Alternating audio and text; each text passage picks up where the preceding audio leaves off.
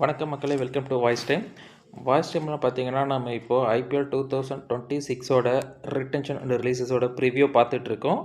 நம்ம இன்றைக்கி பார்க்க போகிற டீம் பார்த்தீங்கன்னா குஜராத் டைட்டன்ஸுங்க. குஜராத் டைட்டன்ஸ் வந்து ஐபிஎல்லில் ரொம்பவே இம்பார்ட்டண்ட்டான டீம்னு சொல்லலாம். ஏன்னா 4 வருஷத்தில் ஒரு டைட்டில் வின் பண்ணியிருக்காங்க, ஒரு முறை ஃபைனல் போயிருக்காங்க, ஒரு முறை குவாலிஃபையராக இருக்காங்க.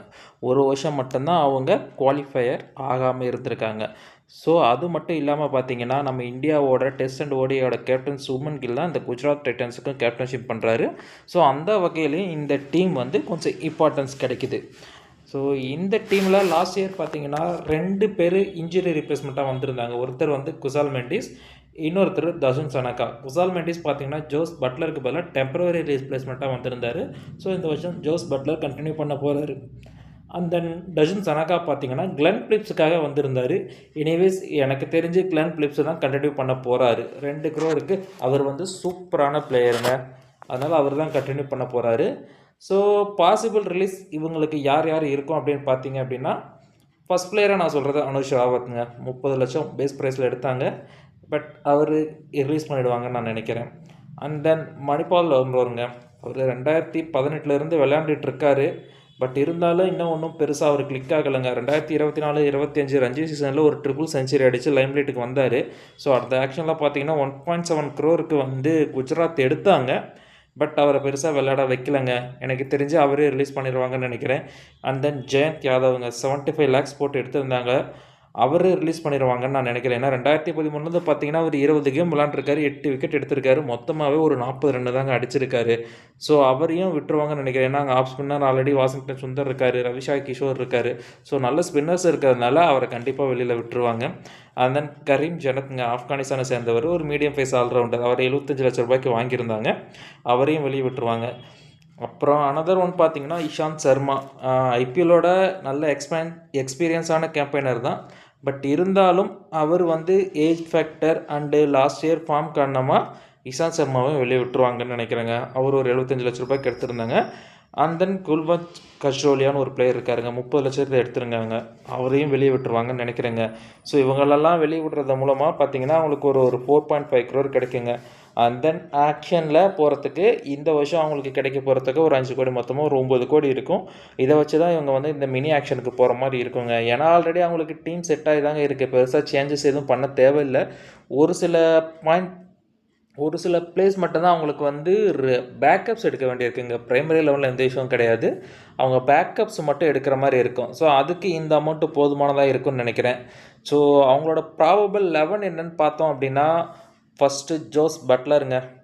ஜாஸ் பட்லர் பார்த்திங்க அப்படின்னா போன வருஷம் 11 மேட்ச் விளாண்டாருங்க, 538 ரன், 40 ஆவரேஜ், 150 ஸ்ட்ரைக் ரேட். சூப்பராக இருக்குது. சரி, அவர் எப்படி மிஸ் பண்ண முடியும்? அடுத்து அப்படியே பார்த்திங்கன்னா நம்ம இந்தியாவோட கேப்டன் சுமன் கில். அவர் பார்த்திங்கன்னா போன வருஷம் 15 மேட்ச் விளாண்டார், 650 ரன்னு, 50 ஆவரேஜ், 156 ஸ்ட்ரைக் ரேட். அப்பாடி அப்பா அப்படின்னு இருக்கா? அதை விட இன்னொருத்தர் இருக்காருங்க, அடுத்தது இருக்கவர் சாய் சுதர்சன். 15 மேட்ச்சில் 759 ரன் அடிச்சிருக்காருங்க, 54 average, 157 strike rate. So Sai சுதர்சனோட ஸ்ட்ரைக் ரேட்டாக இவ்வளோ இருக்குங்கிற அளவுக்கு தாங்க இருக்குது. ஆல்மோஸ்ட் 157 அவரோட ஸ்ட்ரைக் ரேட்டுங்கிறப்ப பாருங்கள் என்னம்மா விளாண்டுருக்காரு. இதுலேயும் சாய் சுதர்சன் லாஸ்ட்டு 3 சீசனில் பார்த்தீங்க, அதாவது மொத்தமாக 4 சீசன் விளாண்டுருக்காரு. அதில் 3 சீசன் வந்து பார்த்திங்க அப்படின்னா ஒரு 140 ஸ்ட்ரைக் ரேட்டில் தாங்க ஆடுறதே தெரியாமல் ஆடுறாரு 140 ஸ்ட்ரைக் ரேட்டில். ஸோ இப்போ இந்த 3 பேரை தாண்டி தாங்க மற்ற பிளேஸ்கிட்டே போக முடியும், அந்த அளவுக்கு ஃபார்மில் இருந்திருக்காங்க லாஸ்ட் இயர் இந்த 3 பேரும். இதை தாண்டி தான் உங்களுக்கு வந்து அடுத்து இந்த 3 பேர் விக்கெட் எடுத்தால் தான் மற்றதை யோசிக்க முடியுங்கிற அளவுக்கு விளாண்டுருக்காங்க. ஸோ இந்த வருஷமும் அந்த ஃபார்மை கண்டினியூ பண்ணுவாங்கன்னு நினைக்கிறேன். ஸோ இந்த 3 பேர்த்த பற்றி பேசுகிறதுக்கு டிபேட்டபுளாக எதுவுமே இல்லைங்க. இவங்க வேணுமா வேண்டாங்கிறாமலாம் யோசனையே கிடையாது. இவங்க இல்லாமல் குஜராத் டைட்டன்ஸ் டீம் இல்லைங்கிற அளவுக்கு இருக்குங்க. அடுத்தது 4வதாக நான் சஜஸ்ட் பண்ணுறது வாஷிங்டன் சுந்தருங்க. ஸோ அவர் இந்தியாவுக்கும் ப்ரொமோட் பண்ணால் நல்லா ஆடி கொடுக்குறாரு. லாஸ்ட் இயர் ஒரு 6 மேட்ச் அவர் விளாண்டார். அங்கே வந்து பெருசாக கேம் டைம் இல்லை, ஏன்னா சாய் கிஷோரை தான் வந்து அவங்க ப்ரிஃபர் பண்ணி ஆட வச்சாங்க ஸ்பின்னராக. அண்ட் தென் சில மேட்சஸை வாஷிங்டன் சுந்தருக்கு வந்து பேட்ஸ்மேனாக யூஸ் பண்ணாங்க. அதுலேயும் ஒரு 133 ரன் அடித்தாருங்க, 160 ஸ்ட்ரைக் ரேட்டில். நல்லா ஸ்ட்ரைக் பண்ணுற எபிலிட்டி இருக்கிறதுனால அவரை வந்து 4வது பிளேஸில் யூஸ் பண்ணலாம் எனக்கு தெரிஞ்சவங்க.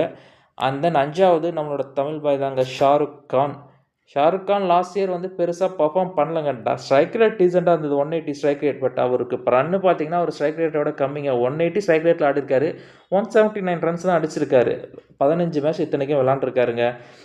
அதனால் வந்துங்க மொதல் 3 பிளேயராக ஆடிட்டாங்க. இவருக்கு பேட்டிங் சான்சஸ் கம்மியாக வந்ததுன்னு தான் சொல்லலாம். பட் வந்த மேட்சஸில் ஸோ பெருசாக பர்ஃபார்ம் பண்ணலைன்னு தாங்க சொல்லணும். அவருக்கு பர்மனெண்ட்டாக அந்த 5வது பிளேஸை கொடுக்கும்போது அவரோட பொட்டென்ஷியல் இன்னும் கொஞ்சம் அதிகமாக வெளியே வரும்னு நினைக்கிறேன். அதனால் நான் 5வது அவர் ஆட வச்சா டீமுக்கும் இன்னும் சூப்பராக இருக்கும்னு நினைக்கிறேங்க.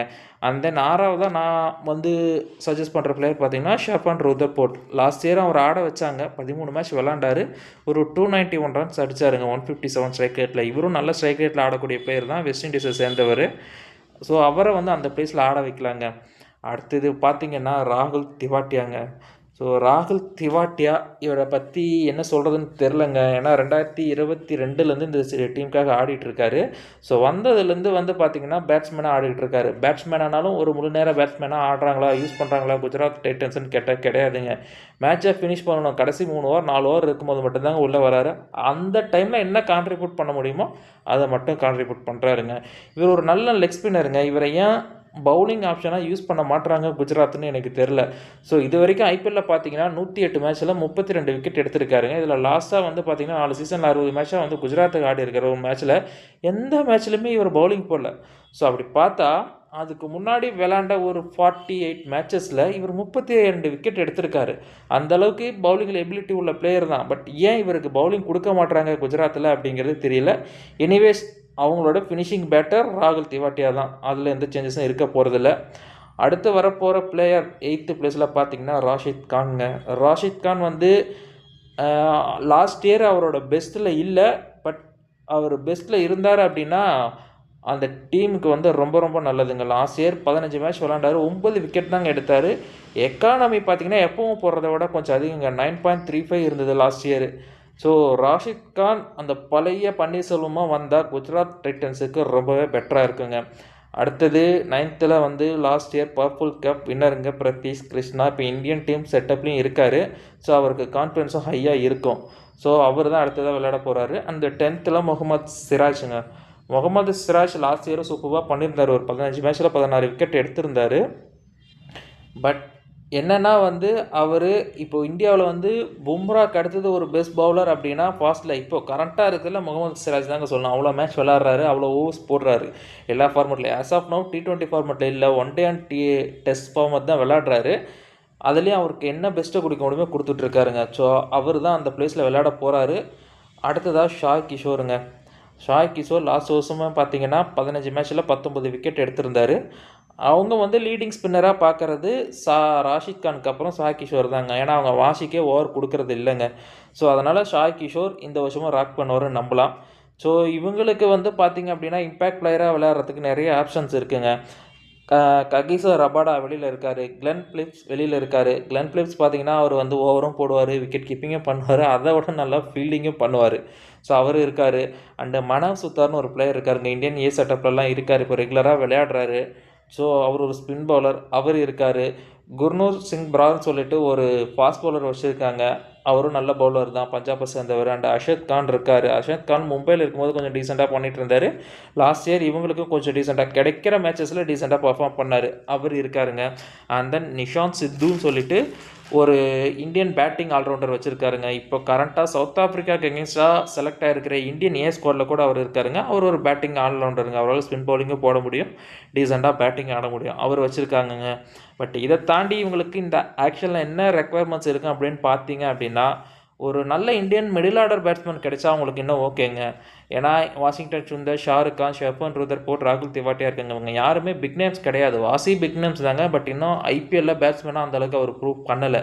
ஸோ இவங்க இந்த மாதிரி ஒரு பெரிய பிளேயர் இல்லாத காரணத்தினால ஒரு மிடில் ஆர்டர் பேட்டர், இதர் அவங்க ஃபாரின் பிளேயருக்கு போகலாம், இந்தியன் பிளேயருக்கு போகலாம், ஒரு ஸ்ட்ராங்கான மிடில் ஆர்டர் பேட்டர் பார்க்க வேண்டிய சுச்சுவேஷன் அவங்களுக்கு இருக்குது. அதே மாதிரி முகமது சிராஜ், பிரதீஷ் கிருஷ்ணாவை தாண்டி அவங்களுக்கு கொஞ்சம் இன்எக்ஸ்பீரியண்டான ஃபாஸ்ட் பவுலர்ஸ் தாங்க இருக்காங்க. ஸோ அதனால் அவங்க அதுலேயும் கான்சென்ட்ரேட் பண்ணலாம். ஏன்னா ஸ்பின்னர்ஸ்ன்னு பார்த்தா அவங்க பெருசாக எதுவும் கான்சென்ட்ரேட் பண்ண தேவையில்லை. ஏன்னா வாஷி இருக்கார், ஷாய் கிஷோர் இருக்கார், ரஷீத் கான் இருக்கார்.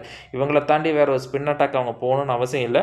ஸோ அதனால் இந்தியன் ஃபாஸ்ட் பவுலர்ஸ் போகலாம். ஏன்னா ஃபாரினுக்குன்னு எடுத்துக்கிட்டால் ஆல்ரெடி ககிசோ ரபாடா உள்ளே இருக்கார். அதனால் வேறு ஃபாரின் ஃபாஸ்ட் பவுலர் தேவையில்லைன்னு நினைக்கிறேன்.